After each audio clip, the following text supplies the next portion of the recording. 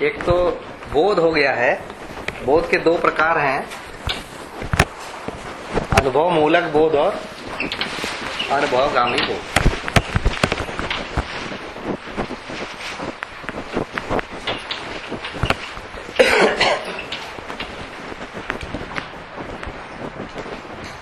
चैतन्य पुंज में कंपन, आशा, स्फुरण, संवेग, विचार, इच्छा की क्रिया, अनुभव प्रमाण जागृति पूर्वक प्रमाणित होते हैं।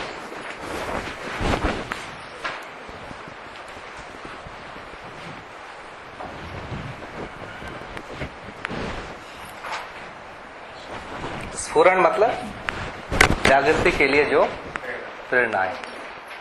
कंपन हर जीवन में होता है, बिना कंपन के कुछ भी नहीं है। संवेग, जो समय समय पर अनुकूल वेग मिलते हैं जागृति के लिए, एक प्रकार की ये भी प्रेरणा ही है ना। स्फुरण, स्फुरण के बाद जो अपने को वेग आया उसको संवेग बोले।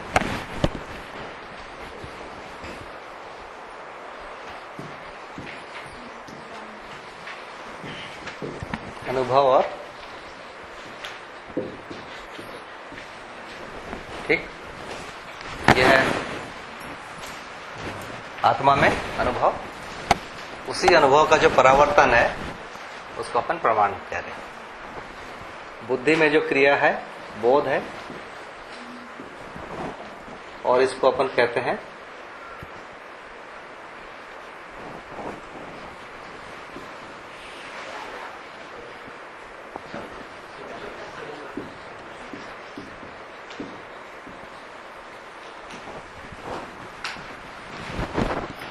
ठीक।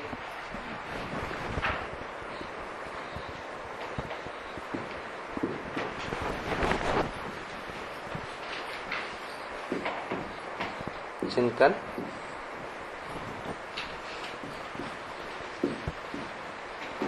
चित्रण, तुलन, ये 10 क्रियाएं हैं।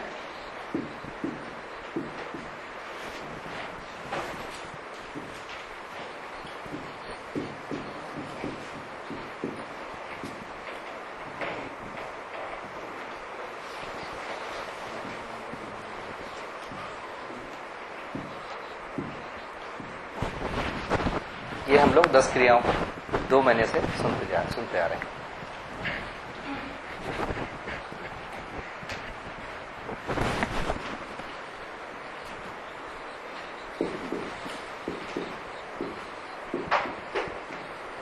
इसका एक नाम और है साक्षात्कार,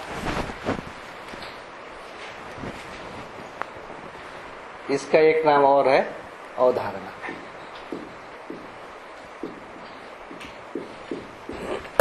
क्यों?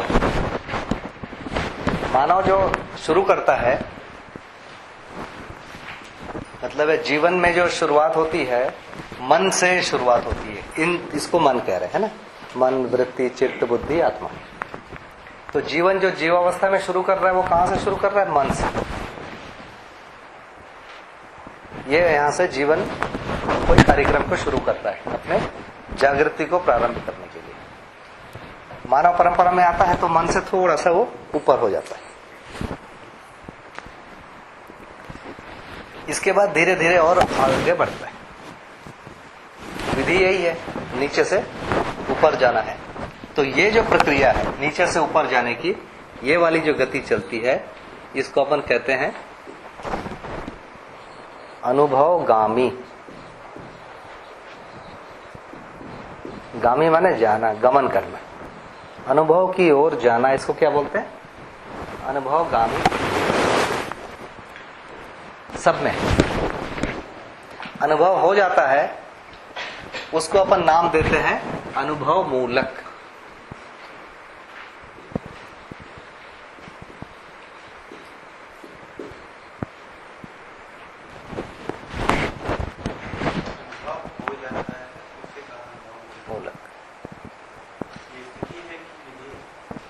स्थिति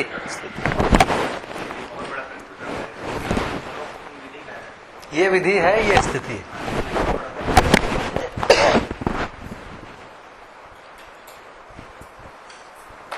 ठीक हो गया ये? अनुभवगामी का ये एक दूसरा नाम है।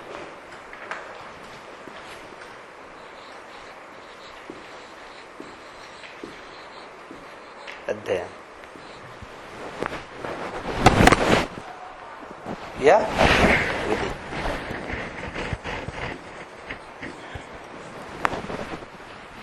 ठीक, इसको दूसरी भाषा में भी बोल सकते हैं। हर आदमी अध्ययन कर रहा है, जाने अनजाने। बहुत यदि सकारात्मक किसी के बारे में बोलेंगे तो कोई भी मानव परंपरा में आ गया है तो वो कुछ सुन रहा है, कुछ देख रहा है, कुछ स्वीकार रहा है, कुछ अस्वीकार रहा है, कहीं तर्क कर रहा है, कहीं बहस कर रहा है, कहीं आस्था कर रहा है। ये सारी प्रक्रिया क्या है? अंततः उसको अध्ययन से ही जोड़ेगी। इस प्रक्रिया से होगा क्या? कोई निष्कर्ष निकलेगा, निष्कर्ष निकलेगा, उससे और आगे बढ़ेगा, और निष्कर्ष निकलेगा और आगे बढ़ेगा।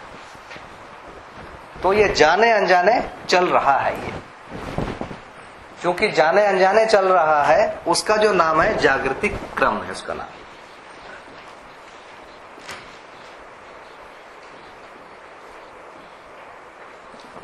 ठीक है ना? जो जाने अनजाने चल ही रहा है, इसका नाम दिया है जागृति क्रम। इसको अपन कैसे पहचानते हैं? अपन आदमी का इतिहास देखिए, 2-4 हजार साल का जो लिखा सुना इतिहास मिलता है, उसमें कुछ चीजें अपने को समझ में आती कि आगे बढ़ रहा है ना? जैसे कल हम चर्चा की कि भोजन कैसे प्राप्त करना है।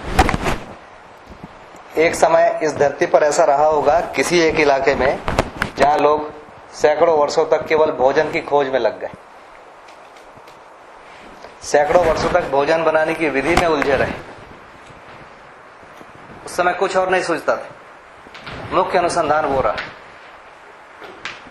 उसके बाद बच्चे जन्म होते थे, बच्चे मरे नहीं, मरते भी थे, वो ना मरे उस पर एक लंबे समय तक लोग लगे रहे होंगे। स्वस्थ हो न स्वस्थ हो उस पर भी कभी बहुत प्रमुखता से सब लोग लग गए होंगे। तो ऐसी बहुत सारी चीजों को कर करके मानव ने परंपरा में स्थापित किया।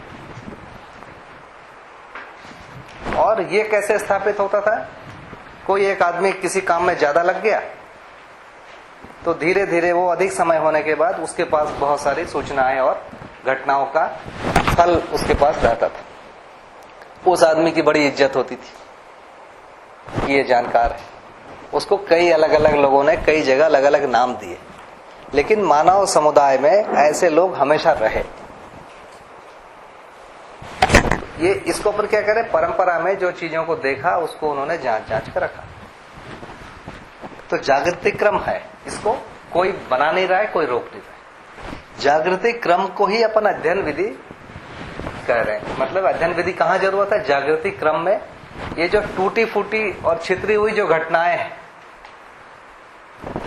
एक, और इन घटनाओं के साथ जागृति भी एक जगह है, इन दोनों को मिलाकर एक अध्ययन विधि बनी। ठीक है? जागृति क्रम है, उसमें कई प्रमाण है घटनाओं के रूप में, और जागृति भी कोई एक जगह है। इन सबको मिलाकर हम क्या कर रहे हैं? एक अध्ययन विधि बनाए। इन्हीं को कह रहे हैं अनुभवगामी। तीनों शब्दों में अब कंफ्यूजन तो नहीं होगा इन तीनों में? मुख्यतः इसी क्रम के लिए ये दो स्थितियां, ये बहुत अनिश्चित है और जाने अनजाने है। इसको अपन नियति कह रहे हैं। जैसे पदार्थावस्था से प्राणावस्था क्यों बना? आदमी समझना क्यों चाहता है? ये नियति। तो ना समझा हुआ भी हर आदमी इस दिशा में प्रयास करता है। तो इसी को बहुत, जब अपन चारों अवस्थाओं की जगह पर बोल रहे हैं तो उसको नियति क्रम कह रहे हैं। लेकिन उसी को जब मानव में बोलने गए तो हम जागृति क्रम और जागृति दो भाग बता दिए।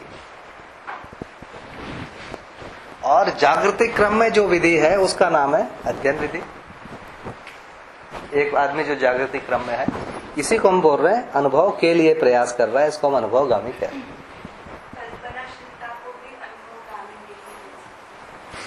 कल्पनाशीलता में ये विधि लगती है।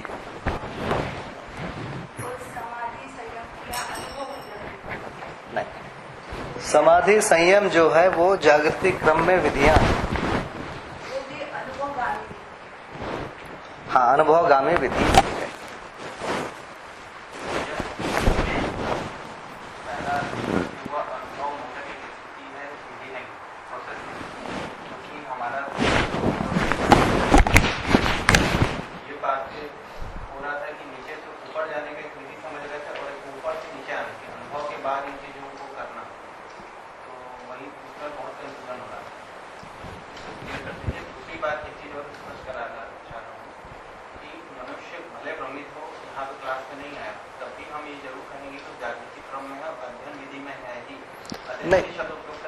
नहीं, थोड़ा सा वो अनिश्चित है।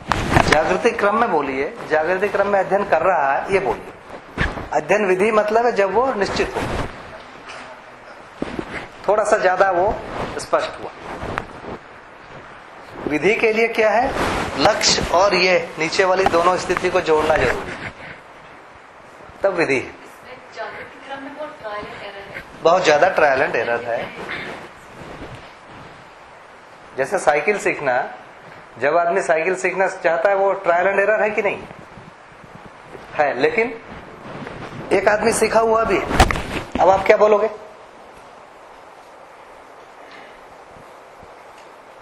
जो पहला आदमी साइकिल चलाया होगा वो कितना ज्यादा सोचा होगा। ये कल्पना में आना कि 2 चक्के से खड़े हो सकते हैं, कितनी बड़ी बात है। आप उसको कल्पना करने की कोशिश करिए। जिस आदमी ने सोचा होगा कि 2 चक्के से खड़े हो सकते हैं, अच्छा आज भी हम 2 चक्के से साइकिल को खड़े करके देखिए, बहुत कठिन है, चलाना उससे ज्यादा सरल है। ठीक है, उसको कुछ तो पकड़ में आया होगा। ठीक है, वो जब लोगों को पहली बार बोला होगा कि 2 चक्के से चलेंगे अपन, तो लोग सोचेंगे पगला गया, ये होगा ही नहीं। ठीक है, आप उस आदमी की मन स्थिति को समझने की कोशिश करिए। वो समझ गया, बाकी लोग नहीं समझे। समझ शब्द पता नहीं कितना ठीक है यहाँ, लेकिन उसको ये आभास हो गया है कि 2 चक्के से आदमी चल सकता है और इससे ज्यादा जल्दी चल सकता है, और बाकी लोग को समझ में नहीं आया, तब वो क्या करता होगा। वो चक्का बनाता है, खुद ही अभ्यास करता है और खुद ही चला लेता है। जिस दिन वो चला लेता है उस दिन ये बात कहना कि 2 चक्के से चल सकता है, जरूरत नहीं। केवल वो चलता है, 4 आदमी होता है मैं भी सीखूंगा, तो उसकी विधि स्वीकृत हो गई। चल सकता है वो सर्व स्वीकार हो गया। तो विधि के लिए दोनों चीज चाहिए। एक जो है पहुंची हुई कोई चीज चाहिए, प्रमाण के रूप में कोई एक चीज चाहिए, और एक आदमी करना चाह रहा है, उसके बीच में जो भी कार्यक्रम है उसको अपन विधि कह रहे हैं।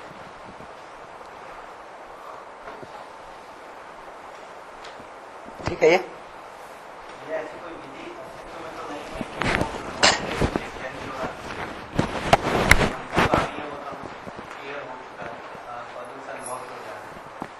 और अनुभव के प्रकाश में इसको अध्ययन करना, ऐसा तो कुछ होता नहीं कि ऐसा होता है।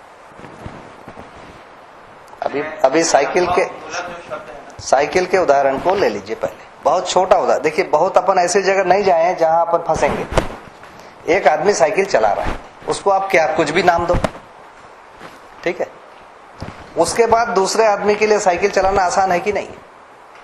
वो कल्पना करना आसान है कि नहीं कि हो सकता है? ठीक है, तो एक स्थिति चाहिए।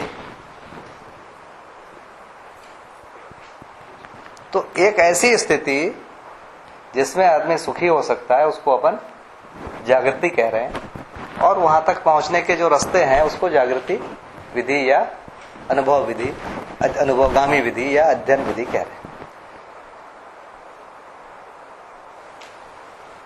ठीक है, तो अभी अपन जागृति में बार बार भ्रमित होते हैं। जागृति का मतलब जो परंपरा में प्रचलित है कि किसी ने आशीर्वाद दे दिया तो कोई ठीक हो गया, जिसको चमत्कार बोलते हैं। किसी ने हवा से फूल पैदा कर दिया। हम अभी तक इनको जागृति और ज्ञान मान के रखे हुए, हम मतलब परंपरा में जो प्रचलित है। इस प्रकार के चमत्कार को करने वाला ज्ञानी, ये प्रचलित भाषा है। यहां पर जागृति की ऐसी कोई परिभाषा नहीं। वहां पर यह है कि जो ज्ञानी हो जाता है वो कुछ भी कर सकता है, किसी को जिंदा कर सकता है, किसी को मार सकता है ना, किसी के दुख दूर कर सकता है, मतलब सारे अधिकार उसके पास आ गए। तो ऐसी कल्पना है कि ईश्वर है वो सब कर लेता है ना। जाकी कृपा पंगु गिरी लंघे, अंधे को सब कुछ दर्शाई, ऐसा बोले। कोई एक चीज है जिसकी कृपा से अंधा सब देख लेता है, लंगड़ा पहाड़ को पार कर लेता है। तो एक ऐसी चीज को बना के रखा गया है, वो चीज है ये बताया गया है बार बार, और उसको उसकी कृपा पाने के लिए कुछ विधियां हैं, वैसा बनने के लिए कुछ विधियां हैं। ठीक, परंपरा में ये प्रचलित है। यहां पर ऐसा कुछ नहीं बोल रहे हैं कि जागृत आदमी के पास ये सब कुछ है, ठीक है। लेकिन सुखी आदमी जैसे जो साइकिल चलाना सीखा है वो दूसरे को सिखा सकता है, और दूसरा जब स्टार्ट करता है वो भी बिल्कुल निश्चित नहीं कि पहले ही बार में वो बैठा और चला लिया, ऐसा नहीं है। उसमें भी उसको कुछ मशक्कत। मुझे याद है कि अपने बारे में तो मुझे बहुत अच्छे से याद है कि जब मैं चलाना सीखा नहीं था तो मुझे भी लगता था कि नहीं सीख पाएंगे। हमको भी सब लोग बोलते थे कि तू नहीं सीख पाएगा, तो वो भी लगता था ये। तो साइकिल को लेके हम लोग जब चलाते थे उसमें कैंची सीखा करते थे, 3 स्टेज होती थी ना, है ना। जैसे मानव देव मानव दिव्य मानव है, वैसे ही कैंची डंडी और सीट, ये 3 विधियां हमारे समय प्रचलित। हमारे समय में हाफ खत्म हो गया था। तो जब मैं पहली बार उसको ले गया तो साइकिल को ले जाते समय पहले साइकिल कभी इधर कभी इधर कभी इधर, तो थोड़े समय में साइकिल सीधा चलता है हाथ से पकड़, फिर कैंची पकड़ के चलते हैं तो भी साइकिल इधर और कैंची साइकिल। थोड़े देर में साइकिल स्थिर हो जाती, थोड़ा देर मतलब है किसी का 1 दिन में, किसी का 1 सप्ताह में, जैसा। उसके बाद पैडल मारने के बाद गाड़ी ऐसे चलती रहती है साइकिल, और पैर को उठा लेते हैं, वो चला नहीं पाता, पैडल नहीं मार पाता है। एक बार जब ये स्थिति बन गई, चला फिर पैर को उठा लिया, ये स्थिति को पाने के बाद फिर उसमें पीछे जाने की कोई संभावना नहीं। उस दिन वो स्वीकार कर लेता है कि अब मैं चला लूंगा। पता है ना एक स्टेज कि नहीं, इस स्टेज को हम अभी कहेंगे अवधारणा।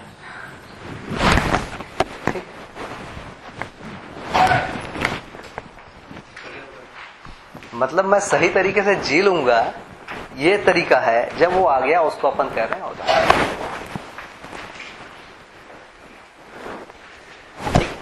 ये एक तो आता है कि देख के आ जाता है कि मैं कर लूंगा, केवल वो चला रहा मैं क्यों नहीं चला सकता, उससे मैं कम हूं क्या, ये भाषाभास। ठीक है।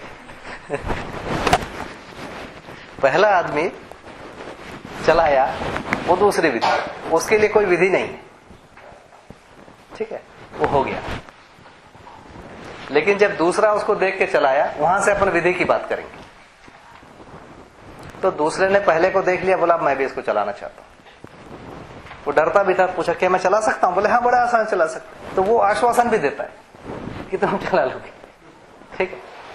कुछ लोग को लगता है कि मैं चला लूंगा, उससे मैं कम हूं क्या। कुछ लोग ऐसे होता है तैयार, कुछ लोग डरते रहते हैं। तो जो चलाने वाला रहता है वो आश्वासन देता है, नहीं नहीं बिल्कुल तुम भी चला लो। तो ये स्थिति बनती है। इसके बाद जिस समय वो लेके चलाता है तो एक स्थिति बन जाती है, उसको स्वयं स्वीकार हो जाता है कि अब मैं चला,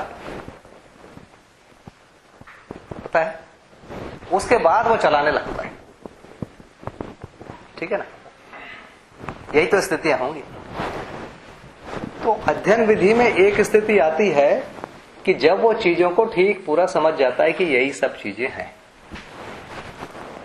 इसको अपन अवधारणा कह रहे हैं। इसी को दूसरी भाषा में कह रहे हैं साक्षात्कार बोध। ये दोनों एक ही शब्द है। साक्षात्कार माने क्या चीज है? जो चीजें हैं और आंखों से नहीं दिखती, जो चीजें हैं और निरंतर हैं, ऐसी चीजों को पहचानना।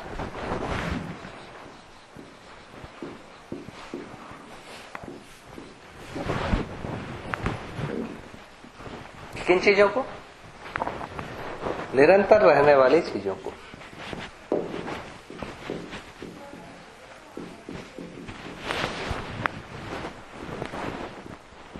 अब इसमें दोनों चीज है। निरंतर रहना भी चीजों को वो पहचान गया है, ये एक भाग आ गया, इसका नाम दिया गया साक्षी। दूसरा, निरंतर रहने वाली वस्तुएं आपस में किस प्रकार से संबंधित है, इस चीज का नाम है साक्षात्कार बोध। निरंतर रहने वाली बहुत सारी वस्तुएं हैं, इन वस्तुओं में क्या संबंध है, क्या संगीत है, कौन आगे है, कौन पीछे है, ऐसी बहुत सारी चीजें हैं। जैसे मान लीजिए प्राणावस्था पहले बनी कि पदार्थ अवस्था, इसका क्या आएगा तर्क? पहले भोजन बनेगा फिर तो खाने वाला होगा, ठीक है ना? ऐसे ही है, तो पहले भोजन बन गया, तो ये फिर उसके बाद की चीजें जुड़ जाती। तो इसको हम कहे साक्षात्कार बोध, उसी का अपन नाम दिया उदाहरण। वो जो उदाहरण दिया हूं साइकिल वाला, वो बहुत जमता नहीं है, लेकिन थोड़ा सा वो उसको जोड़ सकता है।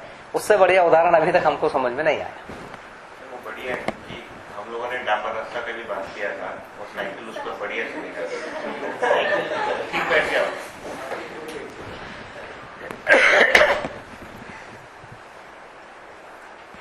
ठीक है ना? तो जागृति एक कोई चीज है, उसको पहले समझना है। वो भी अवधारणा में आएगा कि जागृति किस चीज को बोलते हैं। हवा में उड़ने वाला आदमी जागृत है ऐसा नहीं कह रहे, कभी नहीं मरेगा ऐसा आदमी को जागृत नहीं कह रहे, आशीर्वाद दे देगा तो सब हो जाएगा ऐसा भी नहीं कह रहे। तो जागृत आदमी की परिभाषा है, उसको हम लोग पढ़े हैं और जरूरत के साथ पढ़ते जाएंगे, उसके बारे में बात हो रही है।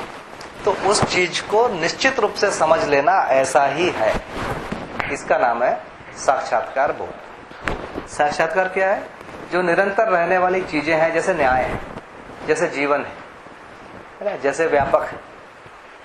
कोई वस्तु व्यापक है मतलब है अपन अनंत तक फैल गए। क्या मेरी आंखें अनंत तक गई? नहीं। फिर मैं कैसे बोलता हूं कि कोई चीज व्यापक है? नहीं बोल सकता ना कायदे से, लेकिन बोलते हैं। तो ये जो अपन बोलते हैं, इसी में भास, आभास, प्रतीति, ये सब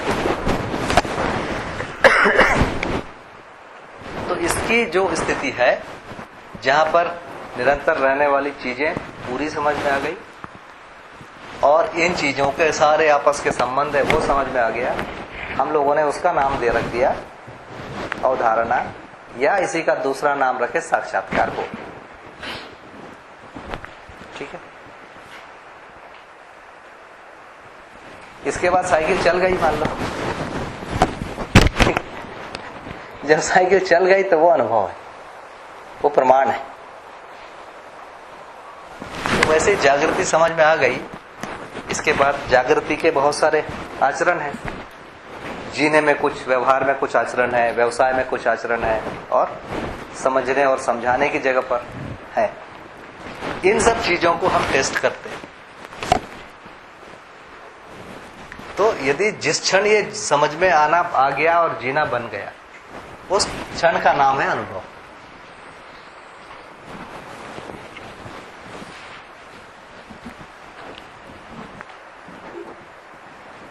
और अब इसके बाद एक और बोध हुआ। अभी तक बुद्धि को यहां तक का नीचे का सारा बोध हुआ था, अब एक और बोध हो गया कि ये भी कोई क्रिया है।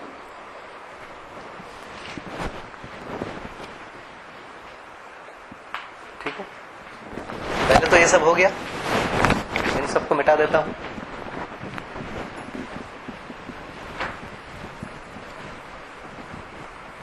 अवधारणा,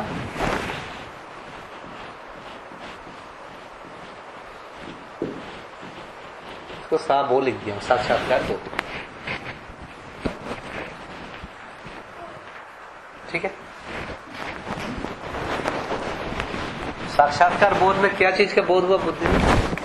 जो चीजें यहां से जा रही है सूचनाएं, उनको निश्चय कर लिया गया कि ये ठीक है, ये ऐसा ही है। और जब ये सारे बोध हो गए, पूरी चीजें जब ये पूरी बोध हो गई, उसी समय अनुभव भी हो गया। इस भाई जब सारी बोध हो गई, जुड़ने का क्रम चल रहा है ये, और ये जुड़ना कंप्लीट हो गया। जुड़ना कंप्लीट होने के साथ अनुभव हो गया। अनुभव का मतलब ये जो है व्यापक में इकाइयां, इकाइयां का मतलब है वो भी, मैं भी, है ना, मैं भी और सारी इकाइयां।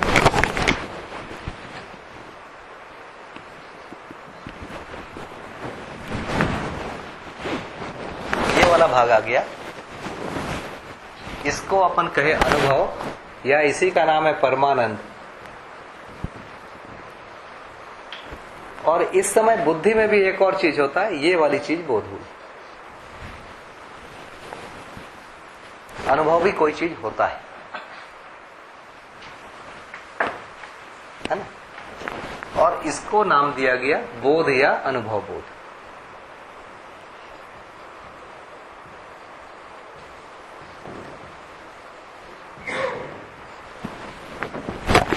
नीचे की तरफ होगा कि ऊपर की तरफ? ये जब हो जाएगा, ये तो ऊपर की तरफ आ गया ना, अनुभव का ही तो बोध होगा। बताना चाह रहे हैं कि बुद्धि आत्मा में अनुभव हुई, आत्मा व्यापक में अनुभव हुआ, है ना। अध्ययन विधि में क्रियाएं ऐसी चलती हैं।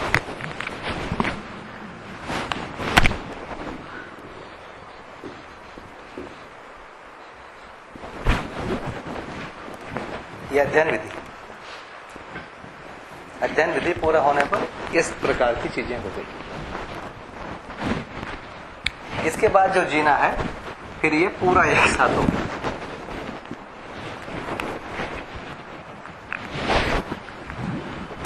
तो दो बातें समझ में आई कि अध्ययन विधि की जो पराकाष्ठा है, उसी को अवधारणा कह रहे हैं, उसी को साक्षात्कार बोध कह रहे हैं।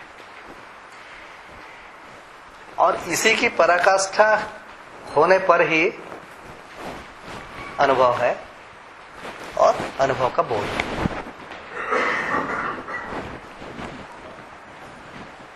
ठीक है।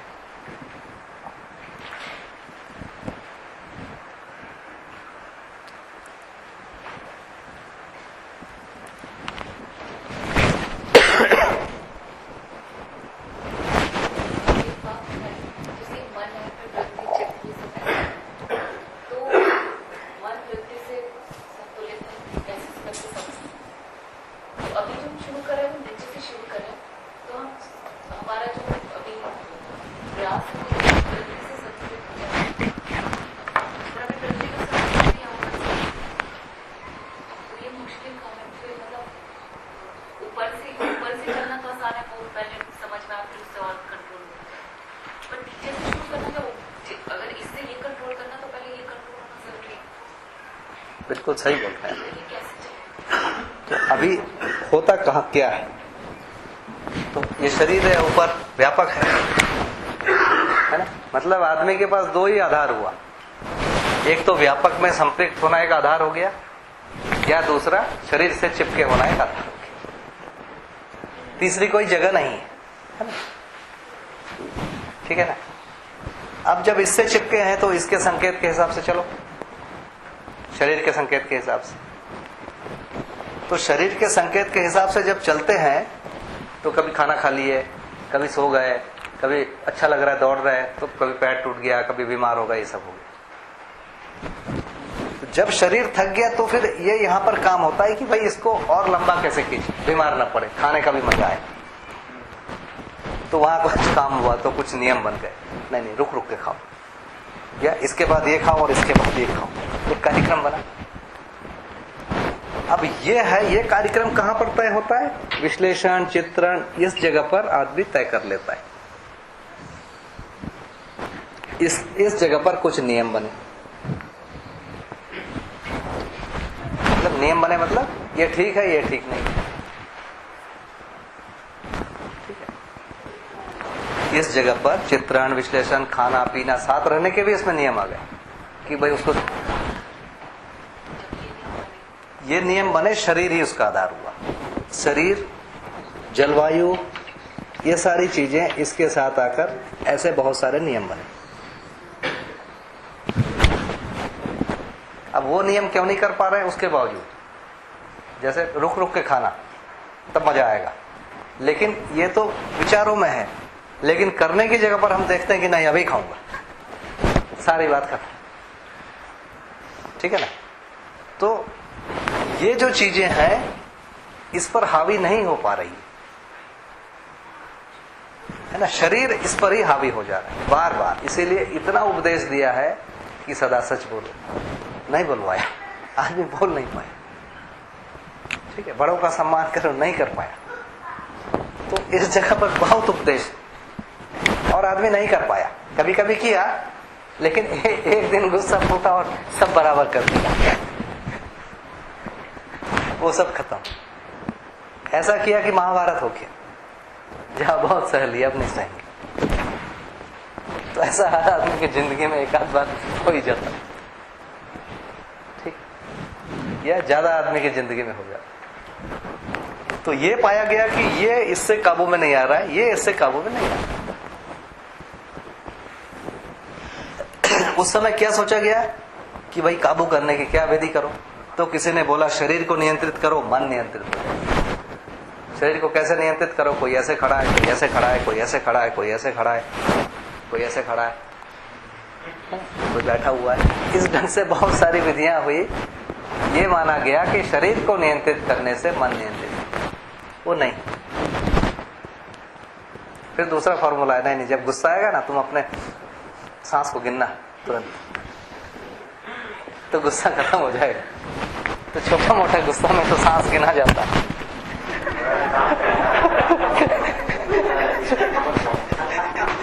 उसके आगे तो सांस वास तो छोड़ो। तो वो भी फॉर्मूला खत्म हो गया, ठीक है। उसके बाद उससे सूक्ष्म लिया कि जब गुस्सा आएगा ना तो फलाने का नाम लेना, तेरा गुस्सा खत्म हो जाएगा। फलाना क्या है? कोई बहुत पवित्र चीज, ठीक है, वो बहुत पवित्र चीज है, उसका नाम लेना। अब जब ज्यादा गुस्सा आएगा तो उस पवित्र की तरफ तो ध्यान ही नहीं देंगे। ये तो तय कर लिए। तो जब भी कोई कुकर्म करना है तो उस पवित्र चीज को पहले प्रणाम करके बाहर कर दिए कि अभी आप थोड़ी देर आराम करो, अभी ये ज्यादा जरूरी है मेरे को। और जो भी कुकर्म करना किए, उसके बाद पवित्र चीज के पास जाके क्षमा मांगे, बोले आपसे नहीं करूंगा। तो इस ढंग से ये जो सारी चीजें यहीं यहां पर आके बैठ गई, चित्रण तक जितनी भी पवित्र चीजें हैं यहां बैठी।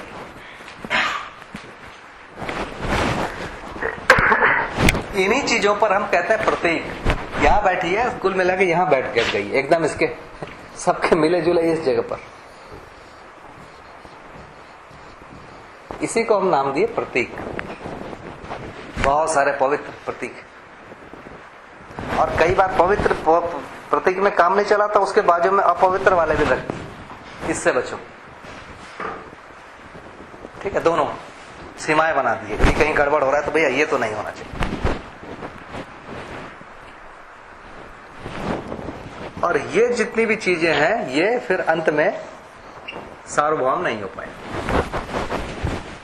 ऐसा भी तो हो सकता है कि हम अखंड राष्ट्र सार्वभौम व्यवस्था का पालन कर रहे हैं, आपने तुलन कर रहे हैं, तो प्रिय भी तो लाख हद काम कर रहा है, इसलिए दिक्कत आता है। अभी वहां नहीं बात कर रहा, उस पर थोड़ी देर में आएंगे। अखंड समाज सार्वभौम क्रिया हो रहा है, आस्वादन क्रिया का आधा भी आस्वादन कर रहे हो, क्रिया तो आस्वादन ही है, किस चीज में? तुलन कर रहे हैं तो न्याय धर्म और सत्य की जगह पे प्रिय हित लाभ हो रहा है।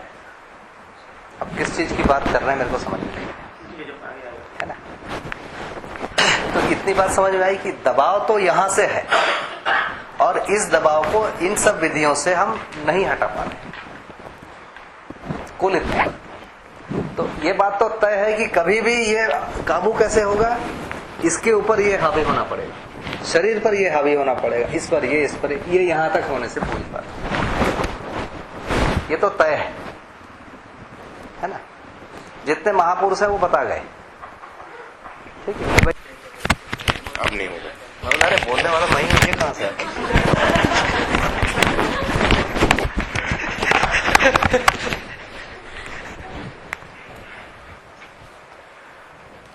ठीक। तो ये बात तो समझ में आई। इसमें एक और झंझट हो गया, इन प्रतीकों के आधार पर ज्यादा उलझना और इनके आधार पर झगड़ा हुआ। एक तो झंझट यहां से था ही, दूसरा ये यहां से शुरू हो गया और अंत में पाए कि ये वाला झंझट इससे बड़ा हो गया। आप प्रतीक किसको कह रहे हैं? क्या क्या उसमें included है? कोई पवित्र चीज, पवित्र ग्रंथ है ना, पवित्र वस्तु, कोई पवित्र स्थान, वहां जाने से मन संयत हो जाता है। कोई पवित्र मतलब है जैसे प्रतीक में, जैसे आप राम बोलोगे तो सब दूर हो जाएगा भैया, ऐसा माँ बोलोगे तो सब दूर हो जाएगा, या कोई फलाने स्थान में चले गए तो वहां दूर हो जाएगा, किसी महापुरुष के पास चले गए तो ये सब इन लोगों ने बहुत सारे प्रतीक बनाए। ये कोई सोच भी हो सकती है, कोई तरह की सोच, कोई थॉट, वही। जैसे कि ये थॉट कि सब ठीक हो जाएगा, सब वही उसके मूल में कोई है जो ठीक कर देगा, ईश्वर है वो सब ठीक कर देगा, है ना। जिसका कोई नहीं उसका तो खुदा है।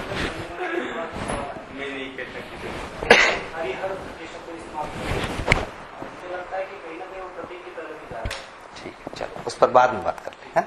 ये वो मुद्दा नहीं अभी है, ये दूसरे जगह पर आप चले गए। ठीक है, ये बात हो रही स्पष्ट।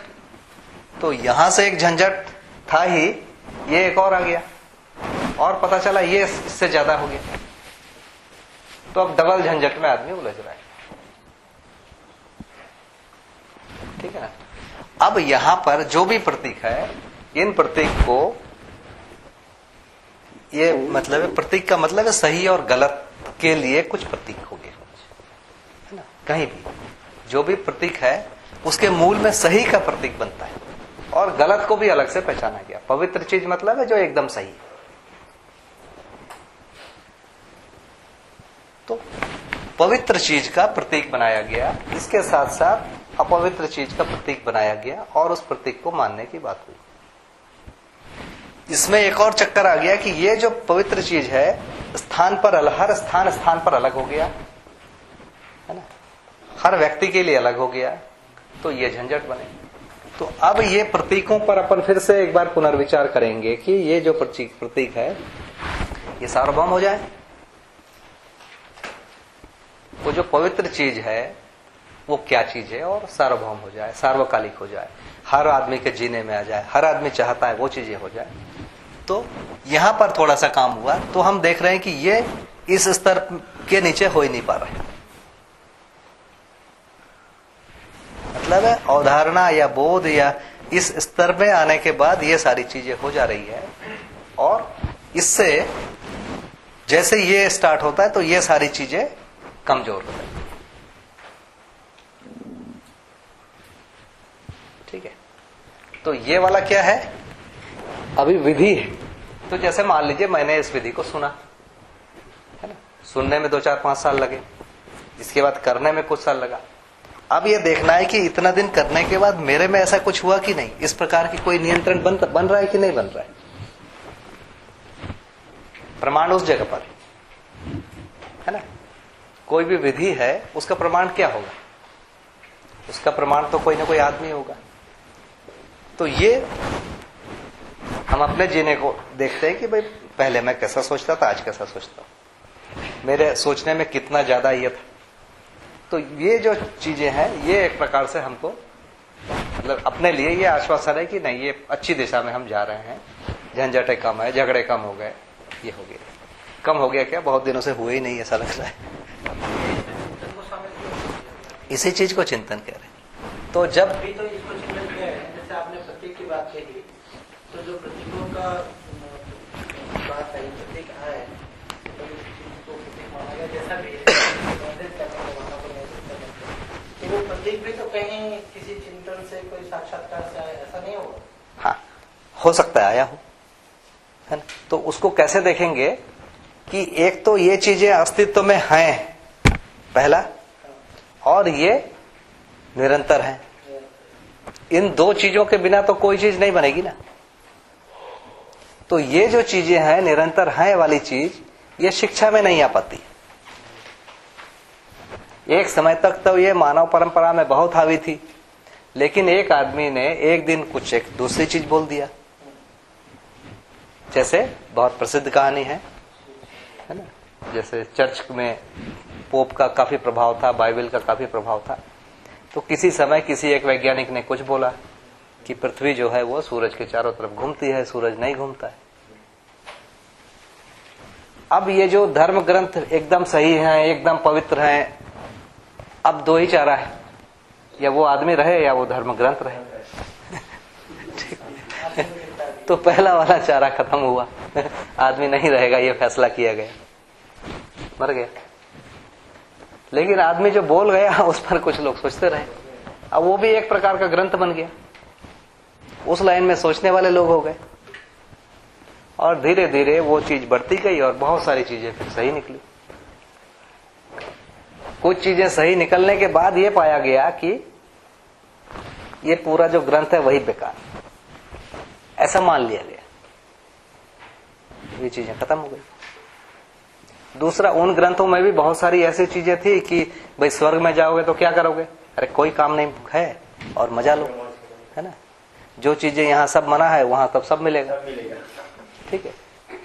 अब यहाँ पर वो चीजें मिल गई विज्ञान के कारण, है ना। नाच गाना देखना है वहां जाके यहीं देख लो, है ना, बटन दबाओ सब दिखेगा।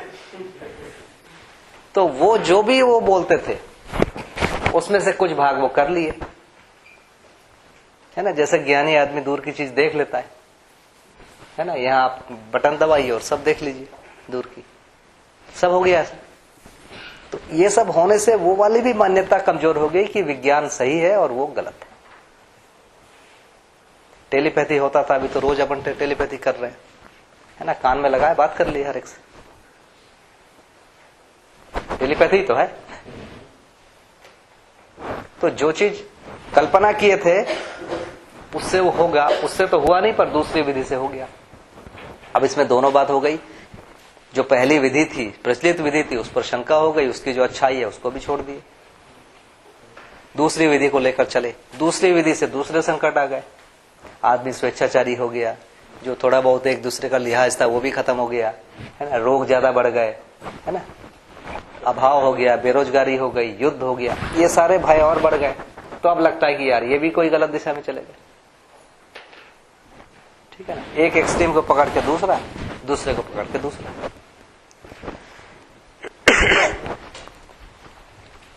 तो चिंतन में जो चीजें हैं निरंतर हैं, उन चीजों की पहचान होना है।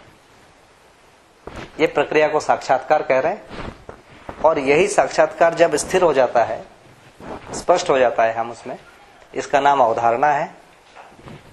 और इसी अवधारणा के पूरे होने पर फिर बोध है या अनुभव है,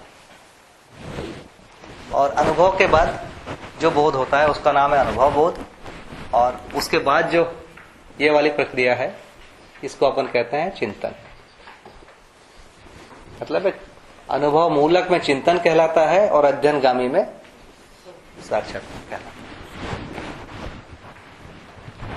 और ये दोनों एक ही होते हैं।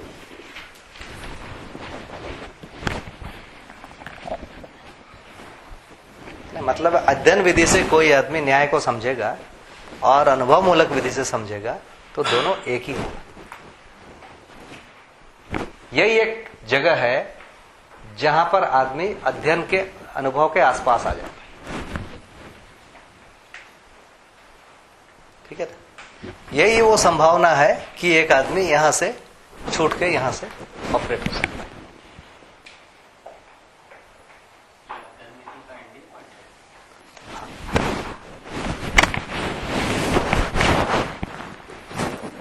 ठीक है ना, कोई एक जगह है जहां पर हम नियंत्रित हो सकते हैं, क्योंकि ये और ये एक हो गए। अध्ययन विधि से भी वहां पहुंच सकते हैं जो अनुभव से है, दोनों में समानता है। इस कारण अध्ययन विधि से ये स्थिति बन सकती है, मतलब ये स्थिति बन सकती है, मतलब ये स्थिति बन सकती है।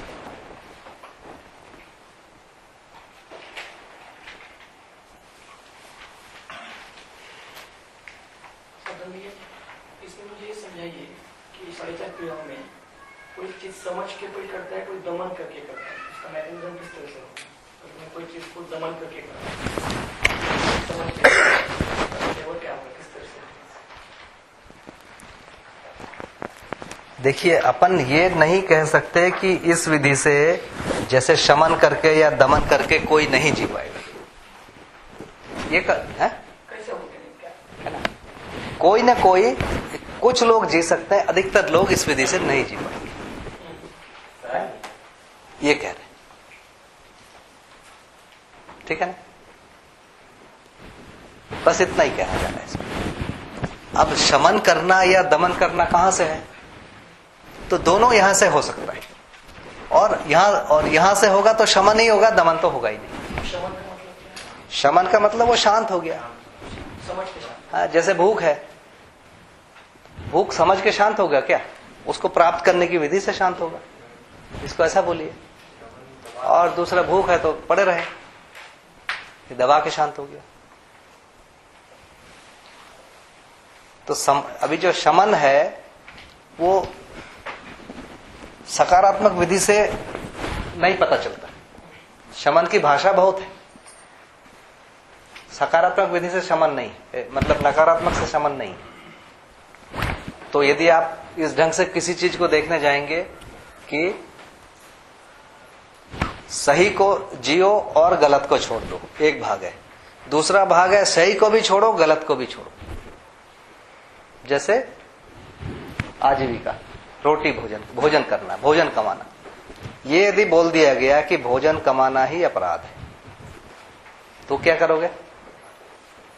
जब तक आप रोटी के पीछे रहोगे आपको ज्ञान नहीं होगा। तो आप रोटी कैसे खाओगे? तो आप रोटी मांग के खाओगे। उसने बोल दिया छीन के नहीं खाना है, मांग के खाएंगे। मांगना भी नहीं है तो जब कोई खाना खा रहा है वहां जाके खड़े हो जाओगे।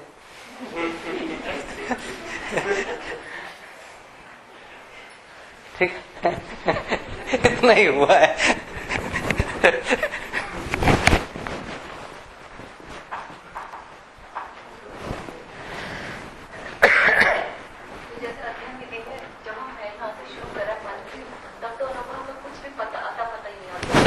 ये बहुत कठिन, ऐसा नहीं बोलिए। भास आभास तो है ही। हाँ, तो मैं वो देखती हूँ कि एक तो भास आभास है जो वहां तक पहुंचा सकता है, और दूसरा आपके प्रतीक गलत साबित हो गए, ये समझ में आ जाए, वो भी एक बात है। प्रतीक गलत साबित होने का बहुत मतलब नहीं है, क्योंकि आज लोग प्रतीक से जुड़े ही नहीं है।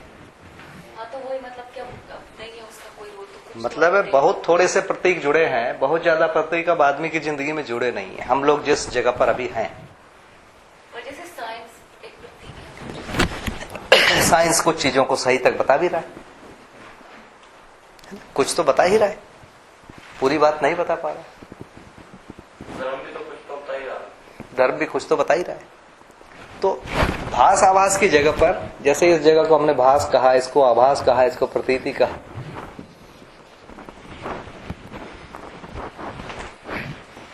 तो इतना तो है मनुष्य में। मन वृत्ति के अनुसार बीच बीच में होता है, वृत्ति चित्त के अनुसार बीच बीच में होती ही है। तभी तो हम समझते हैं कि कोई अच्छा है कोई बुरा है, और ये परंपरा से हट के हो जा रहा है। मतलब जैसे एक छोटे बच्चे को सिखाना नहीं पड़ता है कि ये प्रिय है तुम्हारे लिए बेटा, वो प्रिय को पहचानता है, उसके लिए कोई दूसरा आधार नहीं है। हित का भी कुछ भाग वो समझता है, वैसे ही सही और गलत भी वो कुछ पहचानता है।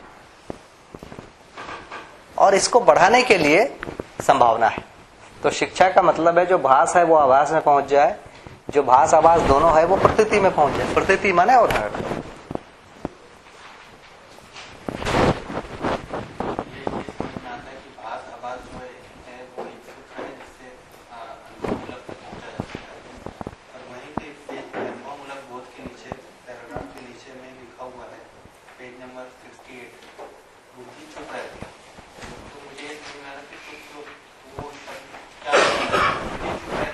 बहुत बहुत बढ़िया प्रश्न है, बहुत बढ़िया प्रश्न।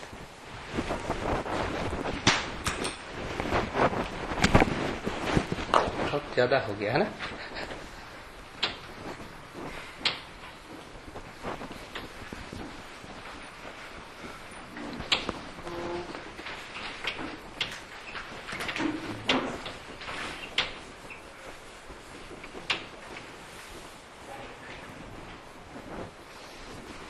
बुद्धि चुप रहने का मतलब, देखिए बुद्धि कैसे जागृत होगी, इससे नहीं।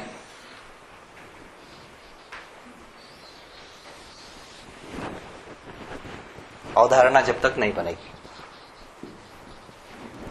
मतलब सबसे पहले जागृत हो रहा है मन, एक्टिव हो रहा है, जागृत बोलिए, जो जीवावस्था में बिल्कुल दिखता है ना। जीवावस्था में विचार नहीं है डेवलप, बहुत थोड़े से शरीर की सीमा तक है, शरीर तक। आदमी में जो विचार आया कम से कम 5 ज्ञानेंद्रियां तक आई है, थोड़ा सा ऊपर हो गया, ठीक है। तो ये क्रम से ये आगे बढ़ रहे हैं। तो आगे बढ़ने की विधि क्या है, पहले ये, इसके बाद ये, इसके बाद ये प्रक्रिया है।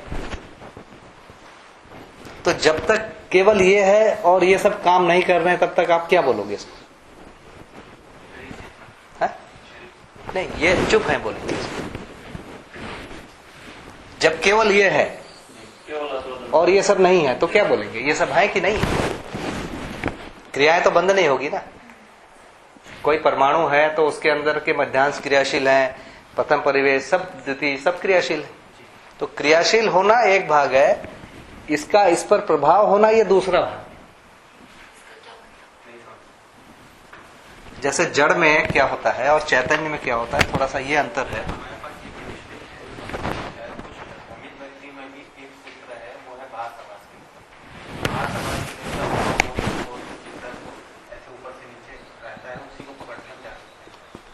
नहीं, ऊपर से नहीं रहता भास आभास, मिनिमम भास है, कुछ में प्रतीति है, आभास है, और अध्ययन पूर्वक के प्रतीति हो जाती है। तो आत्मा का प्रभाव है। देखिए वही तो, जैसे आत्मा है, बुद्धि है, चित्त है, वृत्ति है, मन, ठीक है। तो एक तो है कि इसका प्रभाव इस पर, इसका प्रभाव इस पर, इसका प्रभाव इस पर, इसका इस पर, वैसे इसका इस पर, इसका इस पर, ठीक। ये पूरा हो जाना जागृति। नीचे वाले का ऊपर प्रभाव। मतलब है नीचे वाला मन है वो वृत्ति को पहचानेगा, जब पहचानेगा तभी इसका नाम है भास।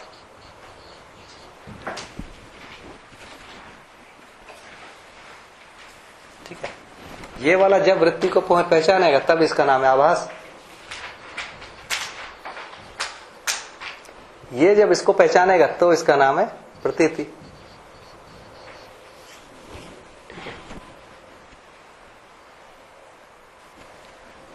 इसको पहचानना होगा ना, तो ये पहचान नहीं पा रहा है, भले ही इसका प्रभाव हो। अब इसको क्या बोलेंगे?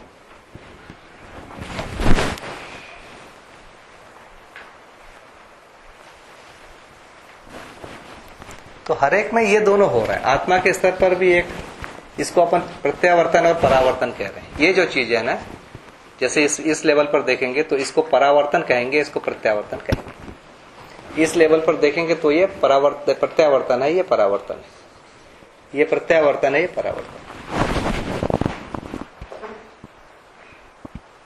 होता है ये, लेकिन सब एक दूसरे के अनुसार नहीं हो पाते।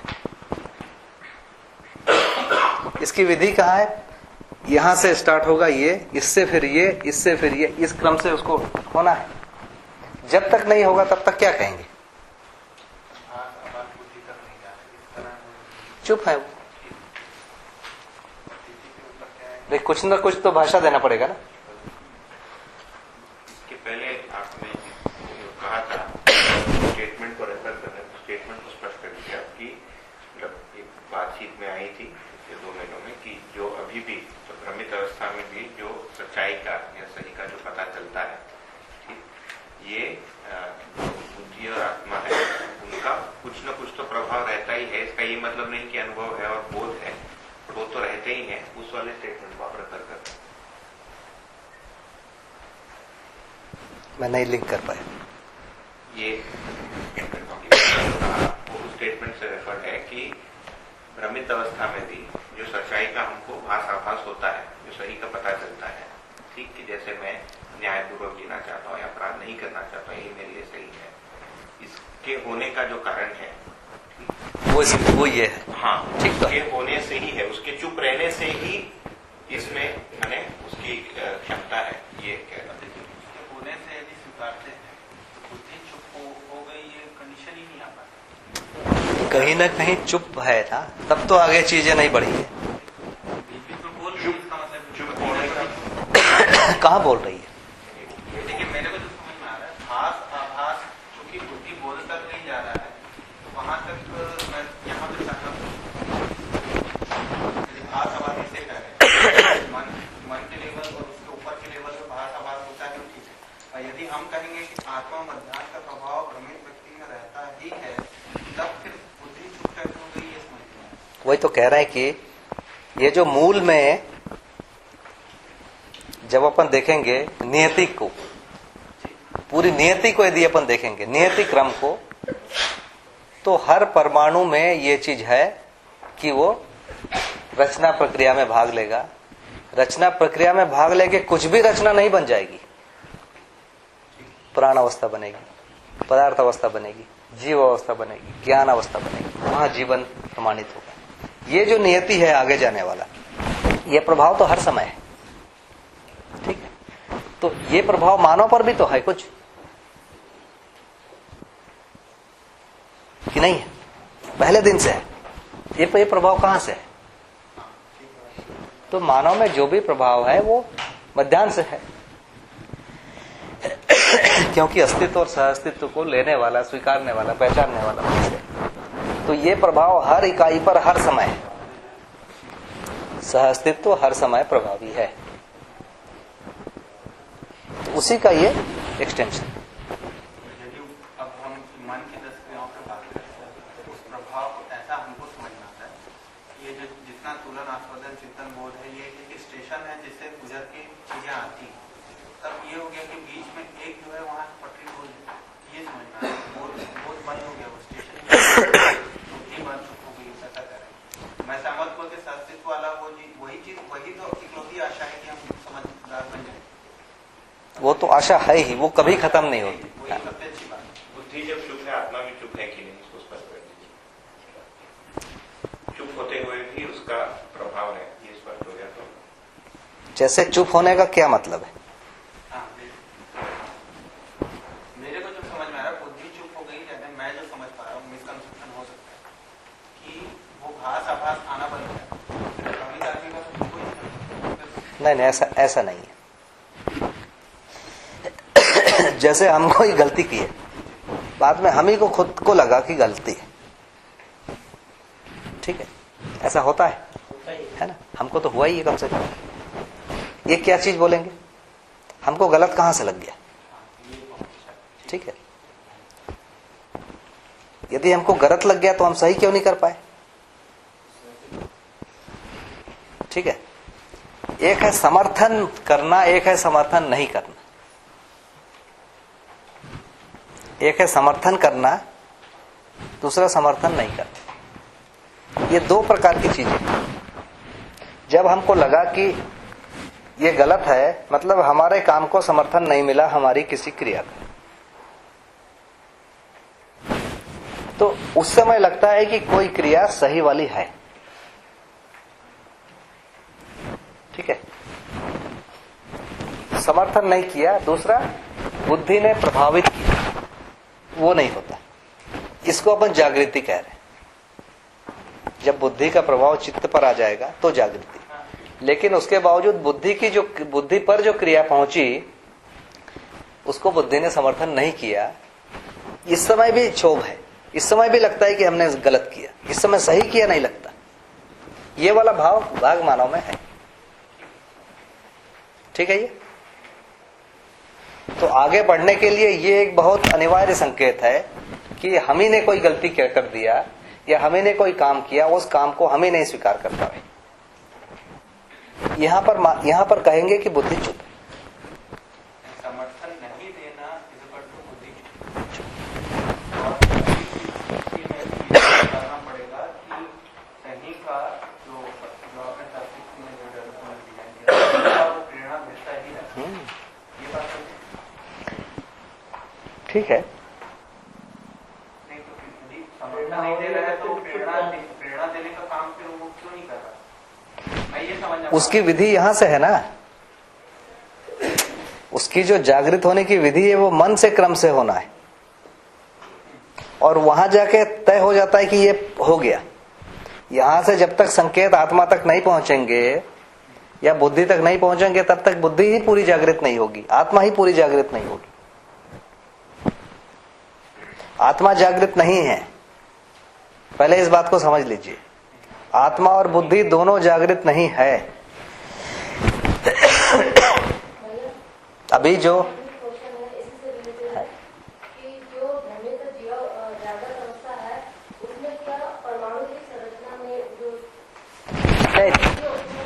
जीवन परमाणु की संरचना में कोई अंतर नहीं है। प्रथम परिवेश दूसरे परिवेश से जो संकेत ग्रहण है उसमें गड़बड़ी है। दूसरे तीसरे में जो एक दूसरे को पहचानने और संकेत ग्रहण करने और देने में जो भाग है वो नहीं हो रहा है।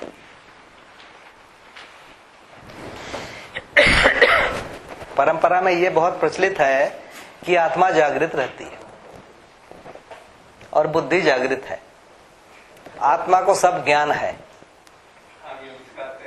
आत्मा और बुद्धि जागृत नहीं, दिक्कत का बीज यही से आता है। ठीक बोला। ऐसा तो भी हमने अभी तक पढ़ा नहीं, अभी तक हमने कि वो तो सभी क्रियाशील है, परमाणु में सभी अंश क्रियाशील है और एक दूसरे का प्रभाव एक दूसरे पर बना हुआ है। सभी परिवेशों का मध्यांश का परिवेश में प्रभाव बना हुआ है। फिर ऐसा इसमें कैसे कह सकते हैं जीवन परमाणु में कि महात्मा और बुद्धि वहाँ पे जागृत नहीं है? प्रभाव तो बना ही हुआ है, फिर उसको जागृत नहीं है, ऐसा कैसे क्या? भाई दिखता है ना कि हम ठीक नहीं कर पाए। ठीक है, करने से पहले भी इस बात का प्रकाश हो जाता है कि गलत है, उसके बावजूद भी तो कर लेते हैं। वही शरीर का प्रभाव है ना, ये तो शरीर का प्रभाव है ना। समर्थन नहीं किया तो भी करना पड़ता है, शरीर से मन राजी हो गया।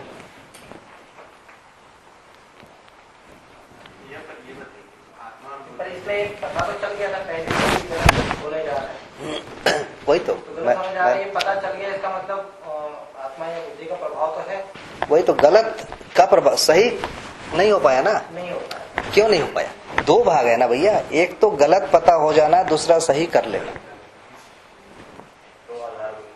ठीक है ना, ये दोनों एक ही चीज है कि अलग अलग?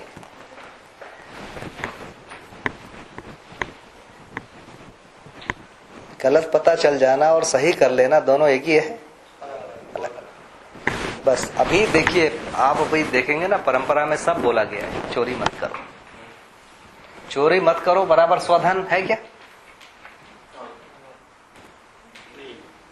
नहीं। ठीक है, तो ये तो पकड़ में आ रहा है कि ये परधन है, ये ठीक नहीं है, ये बिल्कुल पकड़ा है। ऐसा नहीं कि यहां पकड़े, पूरी दुनिया में पकड़े। सही क्या है इसकी व्याख्या में गड़बड़ है। ठीक है, पूरी जो गड़बड़ी है, गलत क्या है उस पर बहुत झंझट नहीं। उसको तो बोला है किसी ने किसी, सही क्या है उसमें गड़बड़ी। अभी तक जो भी परिभाषा है ना, गलत को छोड़ दो तो सही हो जाओगे। इस रूप में पूरा मतलब है बना हुआ है स्ट्रक्चर। गलती से मुक्त हो जाओ, बल्कि उल्टा। यदि आम का पेड़ पहचानना है, मैं सारे पेड़ को बताऊं देखो ये आम नहीं है, देखो ये आम नहीं है, देखो ये भी आम नहीं, देखो ये भी आम नहीं, तो आदमी आम को पहचान जाएगा क्या? एक तो बता देना ये आम है, खत्म हो गई बस। ठीक है, तो ये बहुत ही सूक्ष्म एक भाग है, बहुत सूक्ष्म एक भाग है कि गलत को पहचान लेना बराबर सही को समझ लेना नहीं है। जैसे व्यापक जो ईश्वर है वो अखंड है, खंड अपने को पता है, इकाइयां खंडित है, उसको बोल दिया इकाई नहीं है। आप पूरी भाषा ऐसे ही देखिए, अछेद है, इकाई में छेद होता है, उसमें नहीं होता, अभेद है ना। ऐसे करके हमने इकाई में जो जो देखा उसमें ना लगाते जाओ, खत्म, ज्ञान ज्ञानी हो गए। तो उसको जब सकारात्मक भाषा बनाए तो अखंडता का जो सकारात्मक भाषा है वो है व्यापक। ठीक है, और व्यापक का ही मतलब है कि पारगामी होना। ये पारगामी नहीं आया, बाकी सारी चीजें आ गई। पारगामी ही एक ऐसी चीज है जो अखंड होगी, बाकी चीजें तो खंडित हो जाएगी। तो नकारात्मक रूप से बहुत सारी चीजें लिखी गई है और वो कुछ चीजें पकड़ में आ जाती है, बहुत स्थूल चीजें, मोटी मोटी।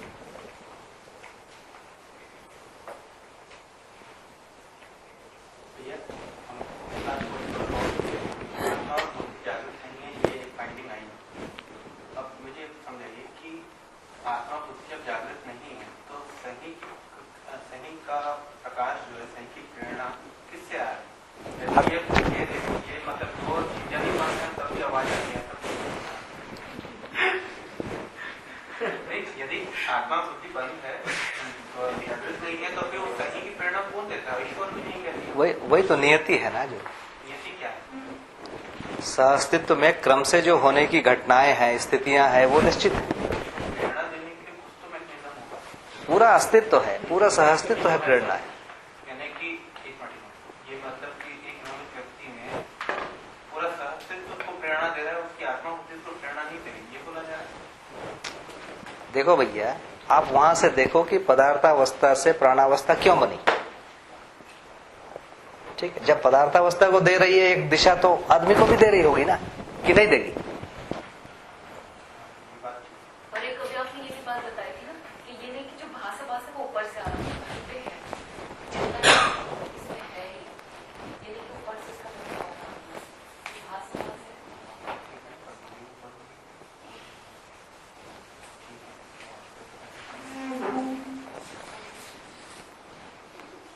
इसमें ये भी किया गया कि सभी जो परिवेशी वाच्यता उसमें सत्य रहती है।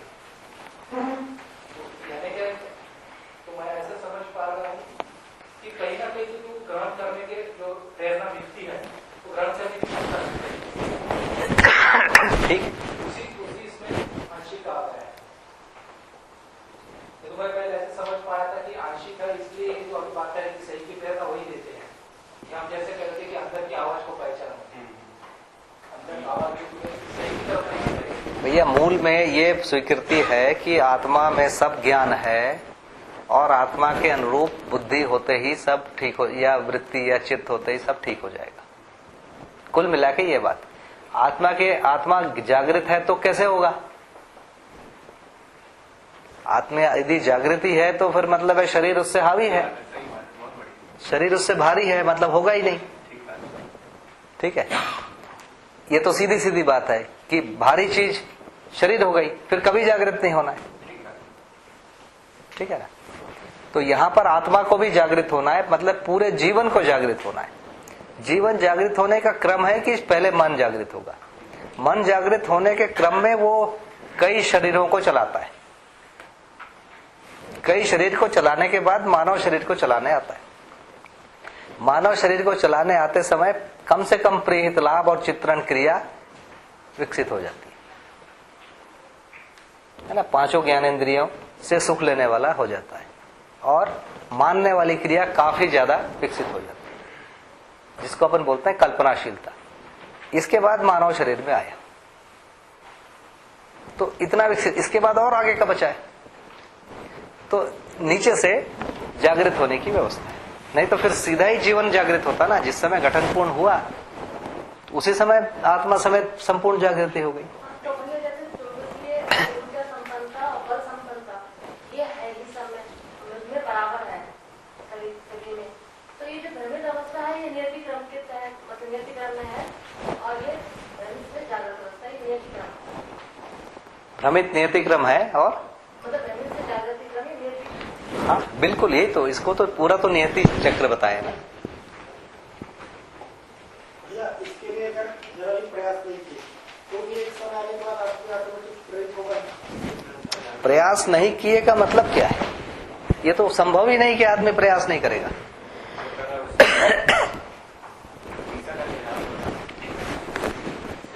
प्रयास रहित तो कोई प्रयास तो बंद नहीं है ना।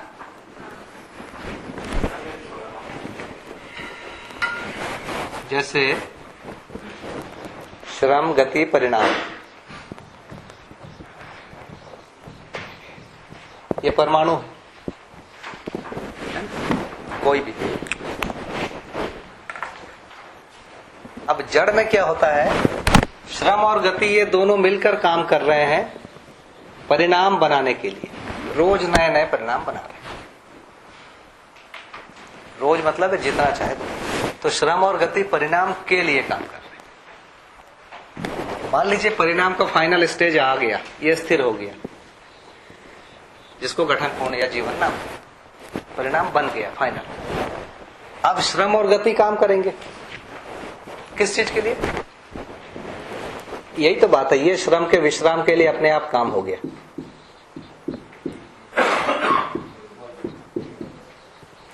ये काम रुक नहीं रहा। ये विश्राम कैसे हुआ होगा तो उसको पता चलता है, पीड़ित होता है उसको पता चलता है। ये कहां से है? शरीर के साथ विश्राम को पता करने की बात है। शरीर के साथ माने अच्छा लगा, सुखी हुआ, ये कहां से पहचानता है? शरीर के साथ पहचान है ना। केवल शरीर के साथ नहीं हुआ। देखिए, शरीर, मन, वृत्ति, तो मन में आस्वादन है और ये आस्वादन प्रिय है, प्रिय यहां पर, ये दोनों मिल गए, यहां पर सुख हुआ।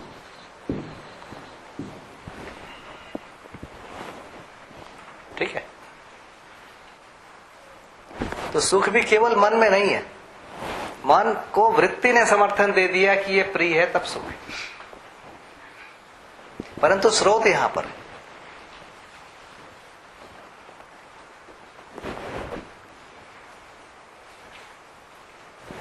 तो जैसे ही विश्राम के लिए कार्यक्रम हुआ तो सुख भी, ये जो शरीर से लिया गया, ये भी इसी का ही एक भाग है। ये मान के कार्यक्रम शुरू होता है। इससे क्या फायदा है? इससे शरीर की परंपरा बनी है, नहीं तो शरीर की परंपरा ही नहीं बनती। शरीर में रह के यदि मजा नहीं आए तो क्यों रहेगा भाई? ठीक है, तो ये तो एक बहुत अनिवार्य भाग है कि शरीर को सुखी रहने वाली पहली चीज उसमें होना चाहिए। उससे पहले भी एक चीज है जिसको अपन कह रहे हैं जीने की आशा। जीने की आशा में 100% वो शरीर है, उसको प्रिय से मतलब नहीं, केवल जिंदा रहने से मतलब। तो यहां पर मन जो है पूरी तरह शरीर से तदाकार है। ये बात कॉन्फ्लिक्टिंग है। जीने की आशा शरीर के साथ जब उसको पूरा करने की कोशिश की जा रही हो तो ठीक है, मतलब शरीर तो ये हो जाएगा। तो जीने की आशा का जैसे वो होता है, प्रकटन होता है, उसमें शरीर जुड़ना तो और उल्टा हो गया उसका। यही तो सीधा हुआ, यही तो सीधा हुआ। देखिए, जीने की आशा मतलब है क्या? शरीर को जीवित रखने की आशा। ये मन और शरीर के बीच का जो तदाकार देश है, ये है जीने की आशा। ये जीना किसका? इसका ना, और किसका? तो जब भी मन शरीर के तदाकार हुआ, उस समय जीने की आशा आ गई। लेकिन मानव में एक स्टेप ऊपर है कि वो यहां तदाकार होने की बात हो रही है। मतलब इन दोनों का ये होना जरूरी है, तो ये प्रिय है। तो जीवावस्था थोड़ा सा और नीचे है। मैं शरीर हूं, इसी में है वो। यहां पर कोई भी आदमी मैं शरीर हूं से ऊपर है। कितना ऊपर है? कम से कम प्रिय में है वो। प्रिय में हो गया मतलब मन और वृत्ति के बीच में तालमेल होने लग गया, ऊपर हो गया।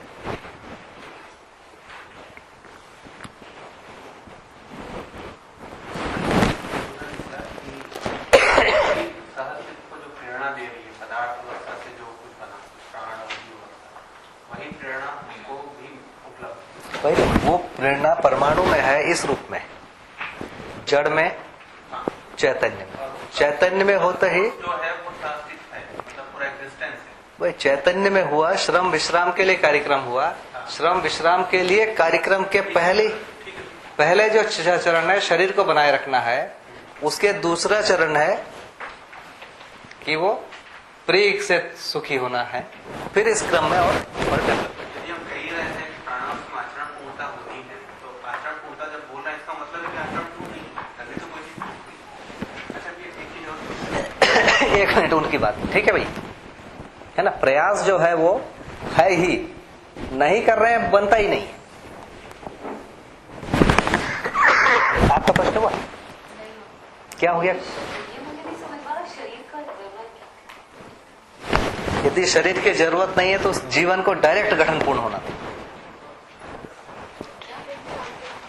जैसे जीवन गठन पूर्ण हुआ, उस समय डायरेक्ट क्रिया पूर्णता और आचरण पूर्णता होनी थी। फिर इस शरीर परंपरा की जरूरत नहीं। यदि शरीर परंपरा की जरूरत होगी तो पहले शरीर को बनाए रखने की जरूरत होगी। शरीर को बनाए रखने वाली प्रवृत्ति जीवन में होगी, मिनिमम नहीं होगी तो जीवन में होगी। इसी का नाम जीने की आशा है। इससे ऊपर और एक स्टेप है, कम से कम प्रिय आएगा जो शरीर के द्वारा मानव वृत्ति ले रहा है। तो ये जीने की आशा तो है ही है, प्लस और कुछ। प्रिय जो है वो जीने की आशा से हट के नहीं, क्योंकि शरीर के बिना उसको प्रिय मिलेगा भी नहीं। तो प्रिय में जीने की आशा अपने आप समा गई है। इसको अपन बोल रहे हैं कि सुख की आशा। सुख अभी नहीं हुआ, और मानव के स्तर पर जाकर, मानव पद में जाकर वो सुख प्रमाणित हो जाएगा। नहीं हुआ संतोष। क्या कष्ट हो गया? मैं आपका प्रश्न नहीं समझ पा रहा हूं। मतलब देखिए, अभी जैसे पहले वो शरीर चलाना सीखा जीवावस्था में, फिर अभी भी शरीर नहीं है। अब हम उससे ऊपर उठना है, जैसे सिर्फ शरीर से चिपके रहने की जरूरत नहीं है। वो उससे और गड़बड़ है, वो जो जीने की आशा है वो निरंतरता वाली बात में परिवर्तित होगी कि मैं निरंतर जीना, और वो सिर्फ जीवन से ही रिलेटेड है, वो शरीर को लेकर नहीं। ठीक है, मुझे ये दो चीजें समझ में नहीं। निरंतरता तो फिर पहले भी शुरू जीने की आशा शरीर से हुई, और जो निरंतर जीना है वो फिर जीवन में जुड़ा। देखिए, जीने की आशा का मतलब है कि निरंतर जीना चाहता है वो। ठीक है, जीना चाहता है तो निरंतर ही जीना चाहेगा, लेकिन शरीर के स्तर पर वो प्रमाणित नहीं।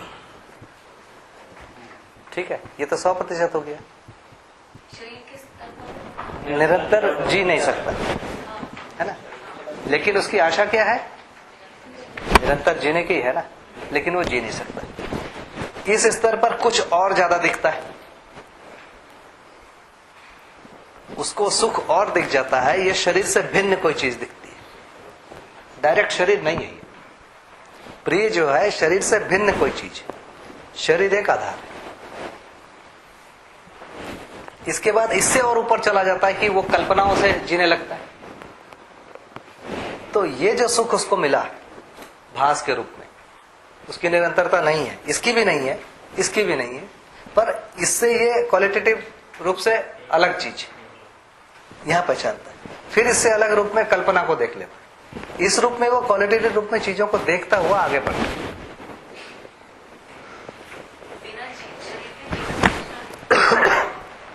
बिना शरीर के जीवन की बिना शरीर के जीवन की बात ही मत करिए। बिना शरीर के जीवन की बात करना है तो ये आएगा कि बिना शरीर के जीवन जागृत हो सकता है, वहां तक बात जाएगी ना, तो वहां नहीं हो सकता, वहाँ नहीं, वो नहीं हो सकता है। एक साधन के रूप में है, हाँ, जो करेगा कि अरे उसमें होने ना होने में क्या मतलब निकल रहा हो, हमारे काम से तो ना होगा।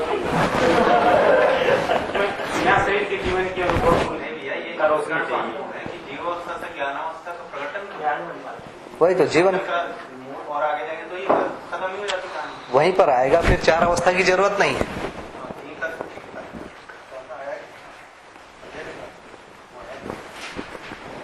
तो हर अवस्था में कुछ न कुछ प्रमाणित होगा। तो जीवावस्था में शरीर प्रमाणित हो गया, वंशानुषंगी आचरण प्रमाणित हो गया, ठीक है। उसके पहले रासायनिक क्रिया प्रमाणित हो गई जीव प्राण अवस्था में, उसके पहले भौतिक क्रिया प्रमाणित हो गई, और मानव अवस्था में ही जीवन प्रमाणित होगा, मतलब है जीवन क्रिया और व्यापक दोनों मानव इसमें हो जाएगा। यहां जीवन जीवावस्था में जीवन प्रमाणित नहीं हो रहा है, शरीर प्रमाणित हो रहा है, शरीर का वंश प्रमाणित हो रहा है, बना हुआ रखा है।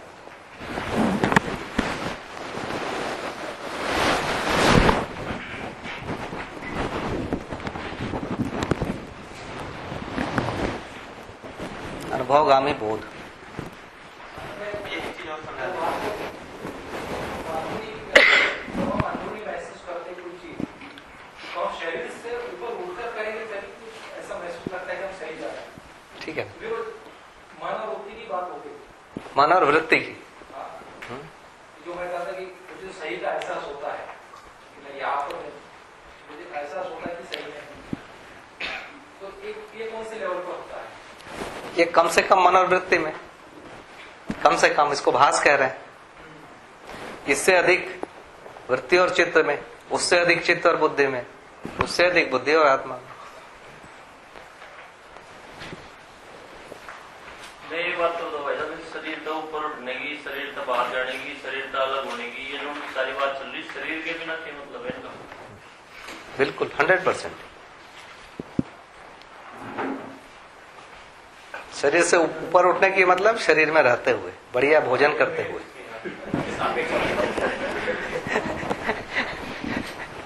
बढ़िया भोजन करते हुए, बढ़िया आराम करते हुए, बढ़िया कपड़े पहनकर, बढ़िया घर में रहते हुए, बढ़िया मानव परंपरा बने रहे, ऐसा करते हुए,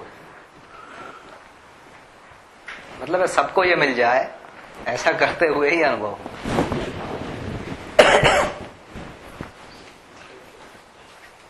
ये जीवावस्था में जो जीवन जीने की आशा है, उसका सोर्स क्या है? वो जीवन, ये जो जीवन में जो विश्राम की प्रवृत्ति है, ये देखिए जीवन बोलेंगे, हमारा आगे ज्ञानावस्था में ऐसा बनता है कि तब हमने कहा कि आत्मा और बुद्धि अपूर्ण है, और वो सोर्स जो है, जो उसको जो सोर्स मिल रहा है ज्ञानावस्था को, वो सार्थिक हो गया, वो आत्मा होती है, जीवन का पार्ट कोई नहीं। यहाँ हम करें कि जीवन का पार्ट, तो यहाँ करें जीवन का पार्ट। कहाँ जीवन का पाठ नहीं बोला, कहाँ बोल दिया जीवन का पाठ नहीं? नहीं, मतलब आत्मा और बुद्धि अपूर्ण है, वो पूर्ण जागृत नहीं है। आत्मा भी, बुद्धि भी, चित्त भी, वृत्ति भी, मन भी, सभी अपूर्ण है और सभी में जागृत होने की संभावना है। उसमें हर एक के हर स्तर पर अलग अलग चीजें समझ में आएगी। मन को जो पकड़ में आएगा वो कुछ चीजें और, वृत्ति को कुछ और चीज आएगा, चित्त में कुछ और चीज, बुद्धि में सब आ जाएगा, आत्मा को व्यापक आएगा।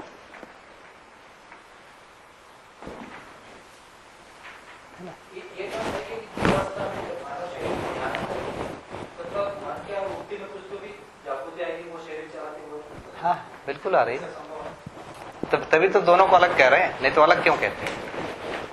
ऐसा है कि जीवावस्था के जब हम बाकी शरीर चलाएंगे, जब हम चलाए थे,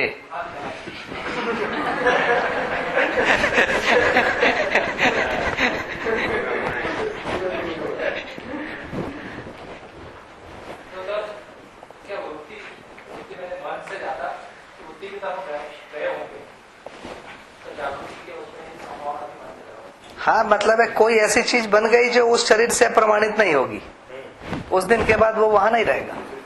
बस फाइनल बात इतनी है।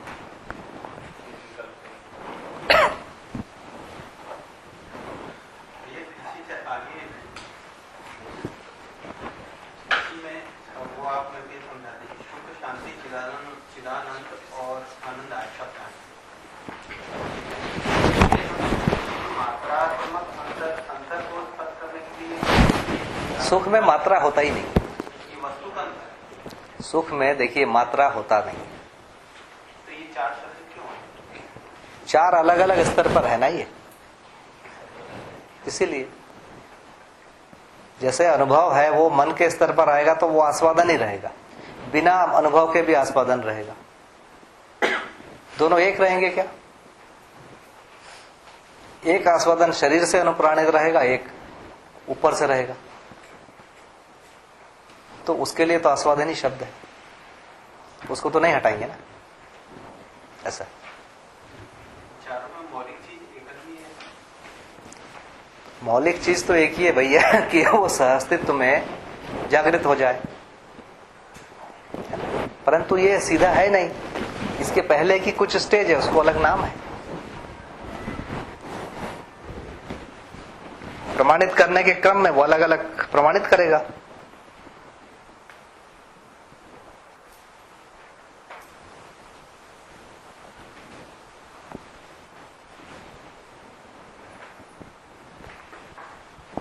ठीक।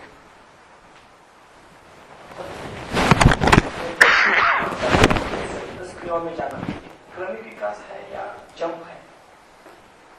टुकड़ों टुकड़ों में धीरे धीरे होता है, पूर्वोत्तर होती है। देखिए क्रमिक और जंप दोनों एक ही चीज है। ठीक, कैसे? पदार्थावस्था और प्राणावस्था में आप देखिए, इसको क्या बोलेंगे?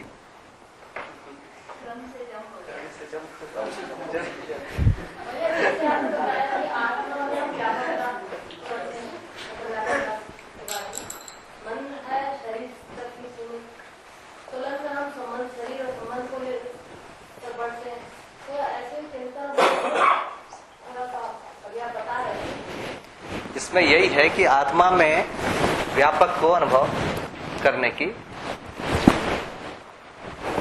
बुद्धि में व्यापक को अनुभव किए हुए आत्मा को बोध करने की क्षमता। ठीक है, अनुभव नहीं करेगा बुद्धि, अनुभव किए हुए आत्मा का वो समझ रहेगी उसको। यही है कि अनुभव को समझाया जा सकता है। कल हम लोग जो चर्चा किए थे, अनुभव को समझाया जा सकता है कि समझाया नहीं जा सकता? समझाया जा सकता है, क्योंकि बुद्धि जो है वो व्यापक को अनुभव किए हुए आत्मा को समझ सकती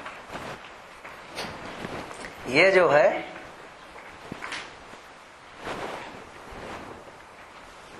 व्यापक और में संपृक्त सब कुछ जो है, इन सबको ये बोध किए हुए चीज को ये साक्षात्कार कर सकता है, पहचान सकता है। इनकी अलग अलग क्षमताएं, तुलन की क्या अधिकतम क्षमताएं हैं कि वो इस साक्षात्कार को पहचान सकते। तो मतलब है न्याय धर्म सत्य के आधार पर वो तोल सकते हैं। इसमें न्याय धर्म सत्य के आधार पर जो आस्वादन है वो कर सकता है। करेगा आस्वादन ही, उसका आधार ये हो जाएगा। करेगा आस्वादन ही प्रिहित लाभ के आधार पर भी कर सकते हैं, शरीर और वस्तुओं से। तो इसमें ये वाली और ये वाली दोनों तरफ जाने की अधिकतम क्षमता है।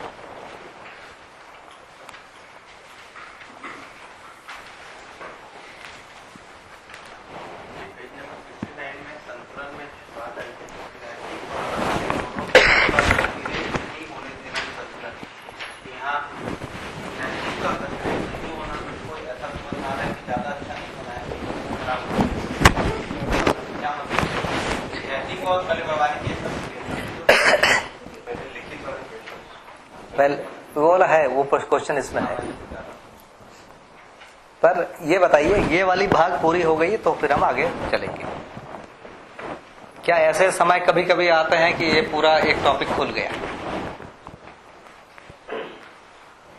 जीवन तो बार बार नहीं खुलने वाला ना।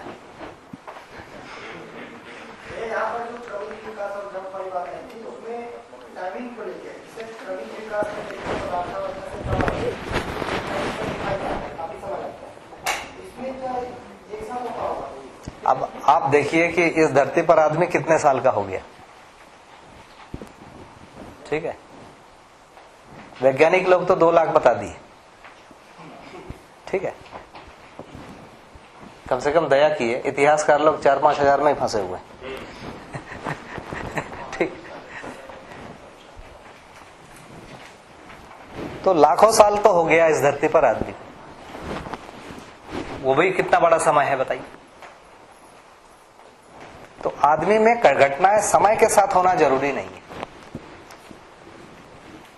पिछले आप 50 सालों में देखेंगे जो विश्व स्तर की जो स्वीकृति हुई है सार्वभौमता की, ये इसके पहले कभी नहीं थी, पिछले हजारों सालों में नहीं आई, ठीक है? तो ये एक बड़ी बात है। उसके 100 साल पहले से एक आ गया है बात की एक सार्वभौम व्यवस्था होनी चाहिए। मार्क्स ने जो भी बोला सही है गलत है पता नहीं, पर उसको उन्होंने एक प्रकार का ढांचा के अंतर्गत व्यक्त कर दिया, जिसको बोलते हैं कि गणितीय मॉडल बना दिया। सोचा तो है, इसके पहले कोई सोचा उसका प्रमाण नहीं, कल्पना है, नारे हैं, तो और आगे हुआ। तो मनुष्य में जो घटनाएं हैं बहुत फास्ट हो रही है। तो शुरू की जो घटनाएं हैं वो बहुत लंबी लंबी है, शरीर को बनाए रखने वाली, उसमें ज्यादा समय लगा है। जीवन स्तर की घटनाएं बहुत छोटी होती जा रही है, ठीक है ना? जैसे अपन एक मोटे तौर पे महाभारत युद्ध की घटना को सुन लीजिए। युद्ध का बात नहीं कर रहा हूं, उस काल में जो वर्णन है समाज का, ठीक है? वैसे घोड़े हैं, वैसे हाथी हैं, वैसा मकान है, वैसा घर, इसका एक वर्णन है। और आप ये जो पृथ्वीराज चौहान वगैरह है, उस समय की समाज के बारे में सोच लीजिए, वहां भी वैसे हाथी हैं, घोड़े हैं, वैसे युद्ध है, धनुष है, बाण है, तलवार है, कुछ, ठीक है? और चाणक्य के समय में बिल्कुल सेम स्थिति है। तो चाणक्य और पृथ्वीराज चौहान में 1000 वर्ष का अंतर है। इस 1000 वर्ष में देखिए मानव जाति वैसे ही रही, थोड़ा भी बदलाव नहीं आया, बिल्कुल वैसा जी गया,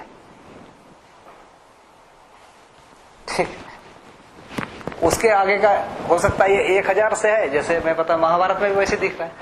ये 1000 है कि 10,000 है या 1 लाख है, पता नहीं कितने लाख ऐसे ही चुपचाप पड़ा हुआ है, ठीक है ना? तो मानव में घटनाओं को समय से नहीं जोड़ सकते। हजारों सालों से मानव जाति एक ही परिस्थिति में पड़ी है, लेकिन जिस दिन कुछ खोजने को शुरू हुआ मनुष्य, जैसे विज्ञान युग शुरू हुआ 200-250 साल में, देखिए क्या नहीं कर दिया। हद पूरे धरती को 1-1 इंच नाप दिया है? कोई एक टुकड़ा नहीं है कि ना नापा। कोई आदमी कहीं पड़ा है या सोया है, उसको वो देख लेगा, इतना। तो पिछले 50-60 सालों में कितना चेंज आ गया। तो मानव में इन चीजों को समय के साथ नहीं जोड़ सकते। एक आदमी ने सोच लिया, उसके पीछे सैकड़ों आदमी भिड़ गए। जैसे कंप्यूटर बना, एक आदमी ने सोचा है, इसके बाद लोग भिड़े। अब मैं सोचता हूं कि भारत में जो 25 के एज की आयु के लोग हैं, 15 से 25, इसमें 50% लोग कंप्यूटर को चला रहे हैं।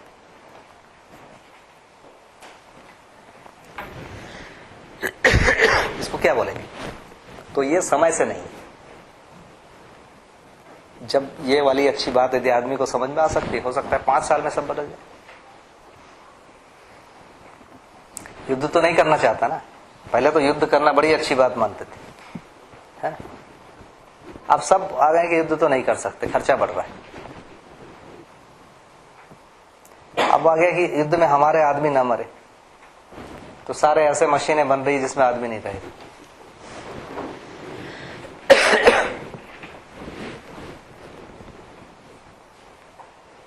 ठीक हो गया वो जंप वाला।